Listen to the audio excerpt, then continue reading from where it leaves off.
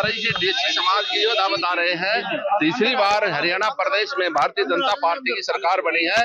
तो आज मैं विशेषकर जो डीएससी समाज को बधाई देने के लिए, उनका धन्यवाद करने के लिए आज यहाँ आया हूँ।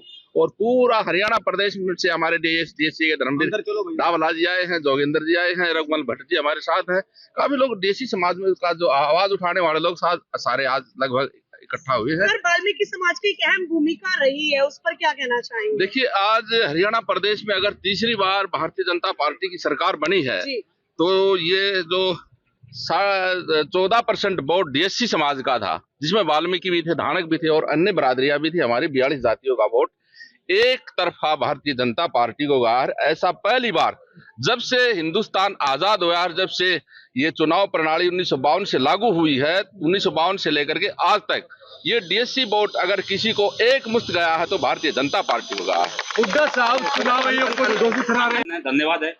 आज हमारे बीच में हरियाणा सरकार में मंत्री दिसंबर वाल्मीकि जी, सामाजिक न्याय अधिकारिता, प्रिंटिंग में कई सारे महकमे के पास थे।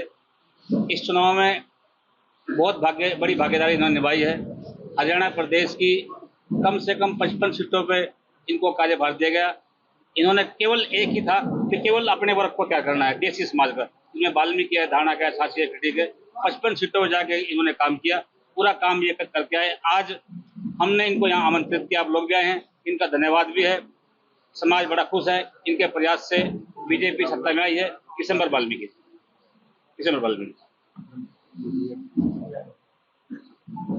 सर, क्या कुछ कहना चाहेंगे? आज करनाल पहुंचे हैं, बैठक को संबोधित भी करेंगे। इसका हमारे लिए एक प्रकार से विशेष दिन है। आज हम बड़े उत्साहित भी हैं, सभी के मनों में एक खुशी की लहर भी है। जब से चुनाव परिणाम आए हैं 8 तारीख के बाद, तब से लेकर के पूरे प्रदेश भर में डीएससी समाज के लोगों में लगभग 35 लाख वोट डीएससी समाज का जो हरियाणा प्रदेश में है, उनके मन में एक खुशी की लहर है। तब से तीसरी बार भारतीय जनता पार्टी की सरकार आई है। और ये खुशी की लहर इसलिए है क्योंकि डीएससी समाज ने पूरा जोर लगा करके, पूरा अपना बल लगा करके, पूरी ताकत के साथ इस प्रदेश में तीसरी बार नायब सैनी जी के नेतृत्व में, दूसरी बार नायब सैनी जी को मुख्यमंत्री और तीसरी बार इस प्रदेश में भारतीय जनता पार्टी बनाने का जो मन बनाया, वो 22 सितंबर जींद के अंदर हमने शुरुआत की। हमारे साथ धर्मवीर डावला जी उस समय एक डीएससी रथ लेकर के पूरे प्रदेश भर में घूमे और उस रथ के ही ऊपर बैठ करके सभी लोग डीएससी समाज के जितने योद्धा थे यहाँ बैठे, धर्मवीर डावला जी बैठे हैं, जोगिंदर जी, रघुमल जी हैं, सभी लोग यहाँ बैठे हैं, सुभाष जी बैठे हैं। तो सभी ने अपना एक अच्छा योगदान दे करके, अपनी अच्छी ताकत लगा करके इस प्रदेश में ये ठान लिया था 22 सितंबर को कि हम हरियाणा प्रदेश में भारतीय जनता पार्टी की सरकार बनाएंगे, और वो होकर के रहा।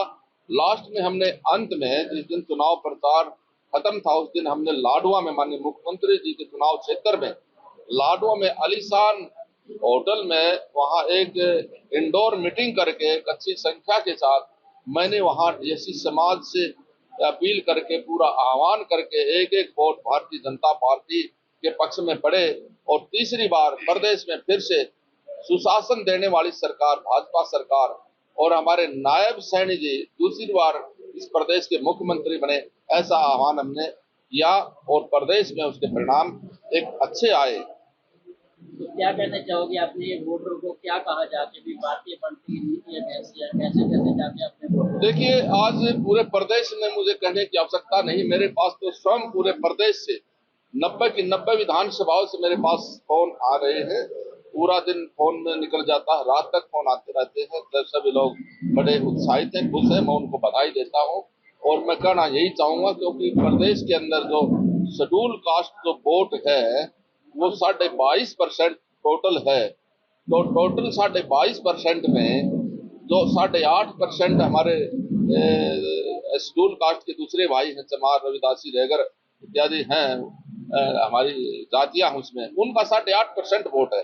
बाकी 14% वोट जो है वो डीएससी समाज का है। लगभग 42 जातियां यहाँ बैठे भी हैं लोग, वहाँ हमारे पास इसी बैठक बैठे हैं जिन्होंने पूरा जोर लगा करके भाजपा को वोट दिया है। और ये पहली बार ऐसा हुआ है 1952 से लेकर के, अगर डीएससी का वोट एक तरफा किसी को पड़ा है तो 2024 विधानसभा चुनाव में भारतीय जनता पार्टी को पड़ा है, और 8 तारीख को जिसका परिणाम आप लोगों के सामने आया है। मैं आपको बताना चाहता हूँ, एग्जिट पोल मैंने भी सुबह देखी 8 तारीख को, तो वहां 72 तक रुझानों में कांग्रेस पहुंच गई।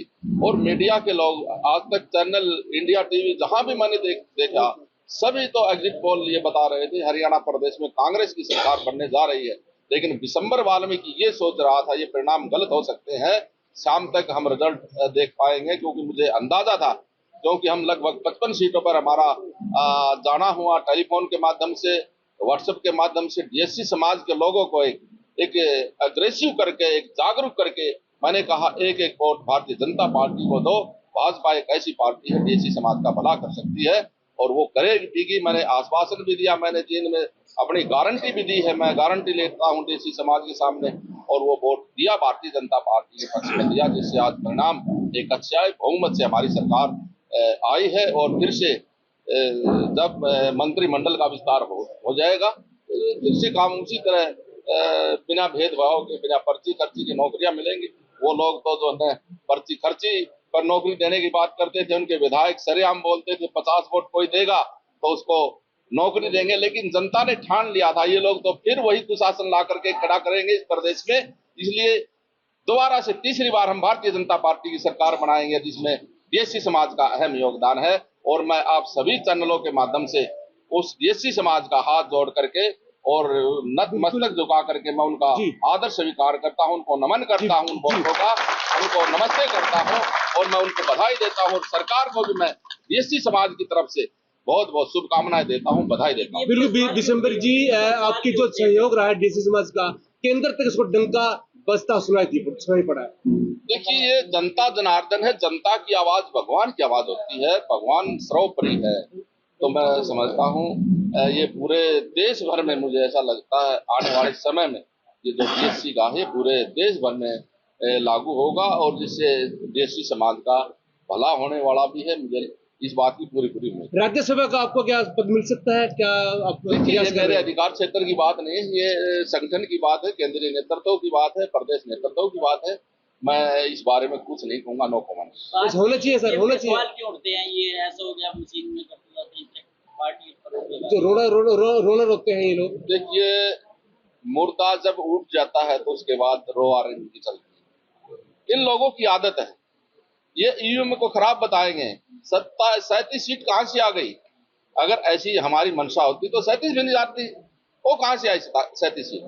ऐसा कुछ नहीं, निष्पक्ष चुनाव हुआ है, और इलेक्शन कमीशन ने अपनी भूमिका जो निभाई है, प्रदेश का जितना भी प्रशासन इसमें लगा है उसको मैं बधाई देता हूं, और विशेषकर जो डीएससी समाज के लोग हैं उनको मैं बहुत बहुत बधाई, शुभकामनाएं देता हूं। दीपेंद्र हुड्डा से एक प्रेस कॉन्फ्रेंस में मैंने पूछा था कि अगर आपकी सरकार आती है तो वाल्मीकि समाज को क्या आप सिक्योरिटी देते हैं? वो गाड़ी लेके भाग गए। उनको ये पता था नहीं, वाल्मीकि समाज, डीएससी समाज के लिए तो कोई सिक्योरिटी है नहीं उसके पास। ये सिक्योरिटी है तो सिर्फ और सिर्फ भारतीय जनता पार्टी के पास है।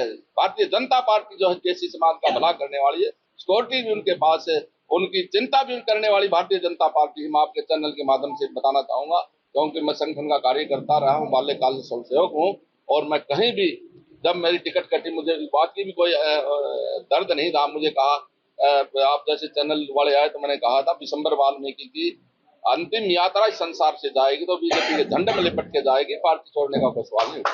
विपक्ष ने चुनाव आयोग को पत्र लिखा है। विपक्ष ने चुनाव आयोग को देखिए, मैंने कहा ना, अब पत्र लिखते रहो, कुछ भी करते रहो, जो जनता ने मैंडेट दिया है, इस हरियाणा प्रदेश की जनता ने मैंडेट दिया है, निष्पक्ष चुनाव हुए हैं, सब लोग जानते हैं।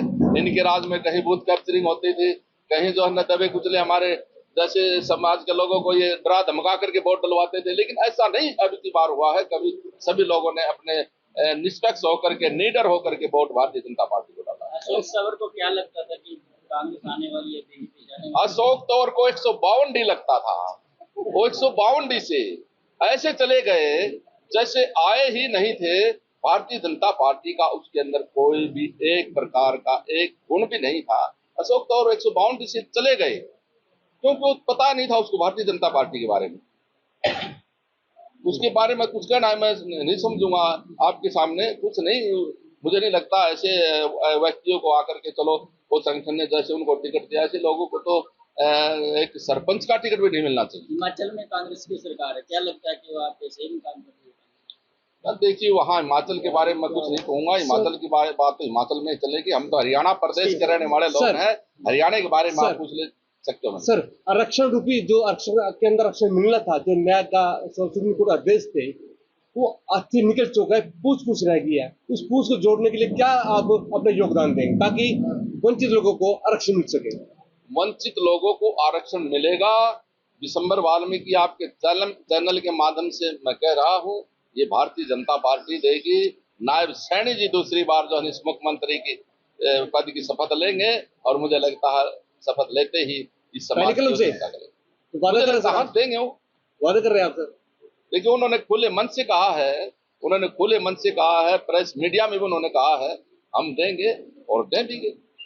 देश दुनिया की हर खबर सबसे पहले देखने के लिए फॉलो करें Dainik Savera TV, YouTube, Facebook, Instagram, X और व्हाट्सएप चैनल पर।